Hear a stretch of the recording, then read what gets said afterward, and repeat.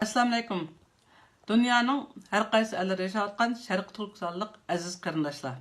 Mən Dünya Uyğur Qurultayı Ayollar Komiteti müdiri Amangül Aziz bolman.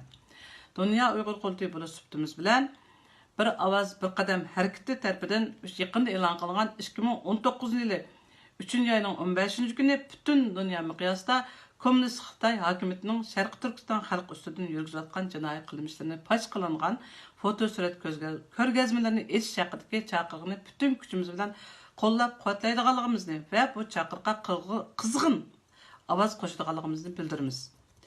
Navbatda mustabid Komünist Xitay hakimiyyəti o'zining Şərq Türkistan xalqi qatta rahimsizlarcha yurgizayotgan irqiy qirg'inchiligini va boshqa jinoiy qilmishlarni yoshirish va aqlash uchun dunyo miqyosida diplomatiya jihatda jiddiy harakat olib bormoqda.